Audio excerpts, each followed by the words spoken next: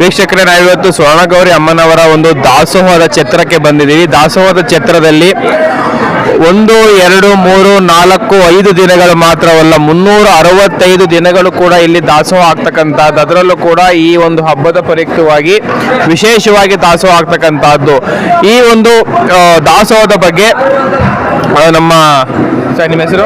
ಪುಟ್ಮಲ್ಲಪ್ಪ sir. ಪುಟ್ಮಲ್ಲಪ್ಪನವ್ರು ಹೇಳ್ತಾರೆ. Sir, ಇಲ್ಲಿ ಎಷ್ಟು ಥರದ ದಾಸೋಹ ಆಗುತ್ತೆ, ಯಾವ್ಯಾವ ಥರದ ದಾಸೋಹ ಆಗುತ್ತೆ? ಸರ್, 365 ದಿವಸ ಸಹ ಈ ಊರಲ್ಲಿ ದಾಸೋಹ ನಡೆಯುತ್ತೆ. ಆಮಕ್ಕ ಜಾತ್ರೆ 10 ದಿನ ನಡೆಯುತ್ತೆ.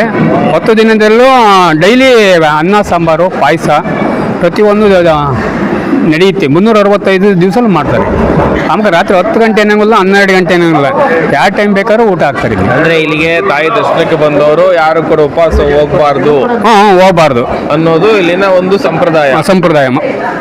ಅಂದ್ರೆ ಸರ್, ಇಲ್ಲಿ ಭಕ್ತಾದಿಗಳಿಂದ ಪ್ರತಿಯೊಂದನ್ನು ಅದನ್ನ ಮಾಡಿಸ್ತೇವೆ ಅಂದ್ರೆ ದಾಸೋಹ ನಡೆಯುತ್ತಾ, ಅಥವಾ ಒಂದು ದೇವಸ್ಥಾನದ ರೀತಿಯಿಂದ ಕೂಡ ದಾಸೋಹ ನಡೆಯುತ್ತಾ? ಇಲ್ಲ, ಭಕ್ತಾದಿಗಳಿಂದ ನಡೀತಿದೆ. ಭಕ್ತಾದಿಗಳು ಕೊಡ್ತಾರೆ, ಅದನ್ನು ಇಲ್ಲಿನ ಜನ ಭಕ್ತರು ಸೇರ್ಕೊಂಡು ಎಲ್ಲ ಮಾಡಿ ಬಂದು ಭಕ್ತಾದಿಗಳಿಗೆಲ್ಲ ವಿನಿಯೋಗಿಸ್ತಾರೆ. ಅಂದ್ರೆ ಸರ್, ಈಗ ಇವತ್ತು ಒಂದು ದಿನಕ್ಕೆ ಲಕ್ಷಾಂತರ ಜನ ಊಟ ಮಾಡ್ತಾರೆ. ಏನ್ ಅನಿಸುತ್ತೆ ಸರ್ ನಿಮ್ಗೆ? ಸರ್, ಅದು ನಮಗೆ ಒಂದು ಖುಷಿ, ಏನೋ ಒಂದು ಬರ್ತಾರೆ ಭಕ್ತಾದಿಗಳು, ಸಂತೋಷದಿಂದ ಹೋಗ್ತಾರೆ, ಅಮ್ಮನ ದರ್ಶನ ಮಾಡ್ತಾರೆ. ಅದು ನಮಗೆ ಒಂದು ಹಬ್ಬ ಇದ್ದಂಗೆ. ಇದು ಒಂದು 10 ದಿನ ನಮ್ಮ ಸುತ್ತಮುತ್ತ 12 ಹಳ್ಳಿ ಗ್ರಾಮಸ್ಥರಿಗೂ ಸಹ ಇದೊಂದು ಹಬ್ಬ ಇದ್ದಂಗೆ. ಅಂದ್ರೆ ಸ್ವರ್ಣಗೌರಿ ಅವರು 365 ದಿವಸ ನೋಡೋ ಸಿಗ್ದಲ್ಲೇ ಇದ್ರು 10 ದಿವಸ ಸಿಕ್ಕಿದ್ರೆ ನಮ್ಮ